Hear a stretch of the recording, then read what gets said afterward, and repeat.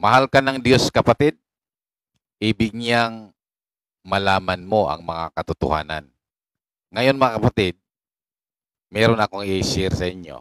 Ibubuko natin yung mga maling aral. Nagsimula po ito ni John Calvin, Reformed Theology on 1530s, na ang kanilang mga aral, iba daw yung aral ni Kristo para sa kanyang mga disipulo at iba rin yung aral ni Pablo para sa iglesia. So basahin natin ngayon itong Juan 1:17. Sabi dito, sapagkat ibinigay sa pamagitan ni Moses ang kautusan, ang biyaya at ang katotohanan ay dumating sa pamagitan ni Hesukristo. Si Hesukristo po ang pasimuno ng aral ng biyaya at katotohanan at hindi dapat ito magkahiwalay, mga kapatid. Bakit? Kasi buo po ang aral dapat tanggapin natin. Si Kristo po ang guro. Sabi ni Pablo, follow me as I follow Christ. Hindi po totoo na ang iba ang aral ni Pablo para sa iglesia.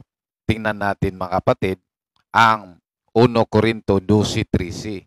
Sapagkat sa isang espiritu ay binabautismuhan tayong lahat sa isang katawan, maging tayo Hudyo o Grigo, maging mga alipin o mga laya, at tayong lahat ay pinainom sa isang espiritu. So ang ibig sabihin dito, mga kapatid, ang isang katawan o ang iglesia, hindi po ito pinaghiwalay sa isang lahi. Ang isang katawan or iglesia, binubuo po ito kahit anong lahi.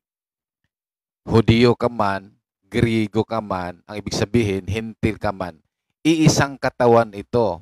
Hindi hiwalay ang aral ni Kristo sa kanyang disipulo at sa atin ngayon, mga kapatid.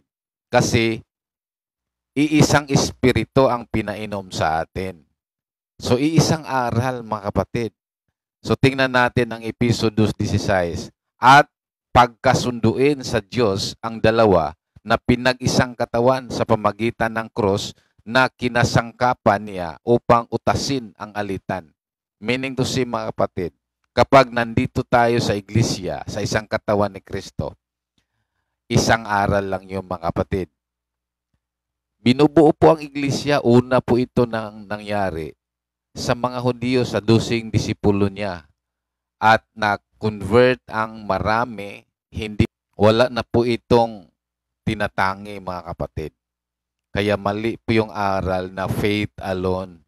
Kasi hindi po nangaral si Jesus ng faith alone upang maligtas.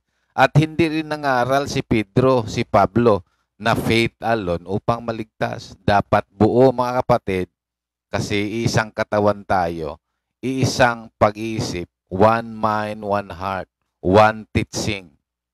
Yan po, mga kapatid. So, dito mabubuko natin itong mga maling aral na faith alone upang maligtas. God bless you.